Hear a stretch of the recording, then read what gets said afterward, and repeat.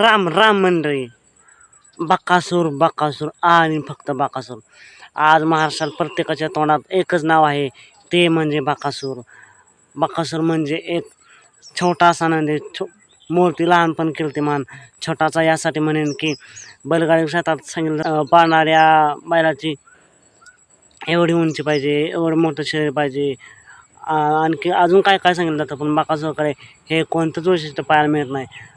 एवढंच आपण म्हणू शकतो की मूर्ती लहानपण कीर्तिमान असा हा बकासूर.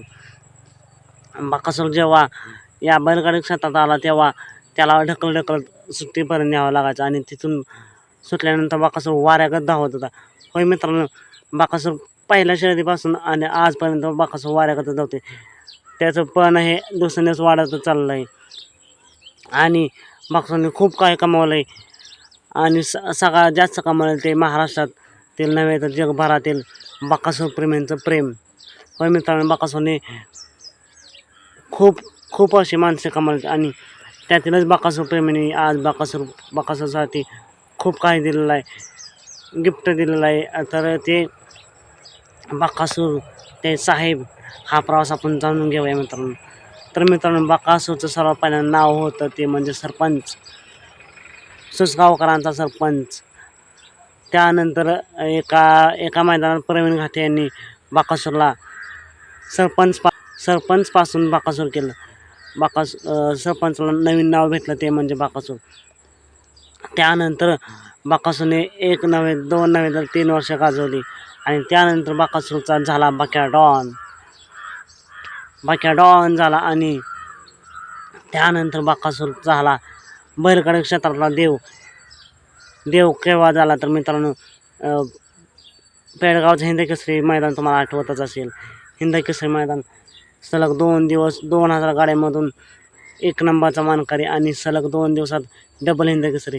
पहिलं म्हणजे ओपनचं मैदान उजवीने पाहायला आणि दुसऱ्या दिवशी आजचं मैदान डावीने पाहायला आणि दोन्ही मैदानात 1 नंबरचा मानकरी आणि 2दा हिंदकेसरी. आणि तेव्हाच बक्याडॉनचा झाला बकासूर देव, बैलगाडी क्षेत्रातला देव. तेव्हापासून बकासूरला देव म्हणलं जावं लागलं आणि बकासूर पुढे बकासूर प्रेमी नतमस्तक व्हायला लागले, बकासूरचं दर्शन घ्यायला लागले. त्यानंतर मित्रांनो, आपण पाहिलंच की एका बकासूर प्रेमीने बकासूरला ऊन लागते म्हणून कॅम्पिंग टेंटसुद्धा दिला. त्यानंतर बकासूर सुंदर दिसावा, छान दिसावा यासाठी सजावटीचे साहित्य देणारे रणजित सर बनसोडे यांनासुद्धा आपण पाहिलं असेल. पण मित्रांनो, एक बकासूर प्रेमी असा सुद्धा आहे ज्याने बकासूरला चक्क चांदीची चेन दिलेली आहे. होय मित्रांनो, बकासूरला आत्ताच काही मैदानापूर्वी चांदीची चेनसुद्धा मिळालेली आहे.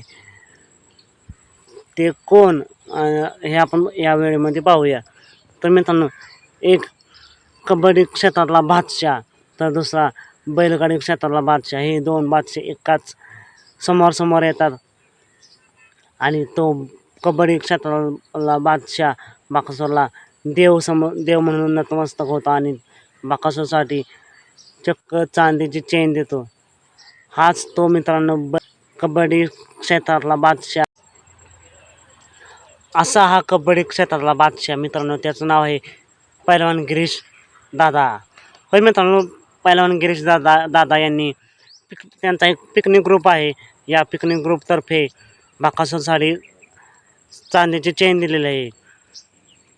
तर मित्रांनो, असंच बकासूरला प्रेम भेटतं, हेच प्रेम भविष्यात सुद्धा असंच भेटत राहावं आणि बकासूर अजून असंच महाराष्ट्र आणि जगभरात प्रत्येक बकासूर प्रेमींच्या मनावर असंच राज्य करत राहू, हेच बकासूरला खूप खूप शुभेच्छा आणि मनापासून इच्छा.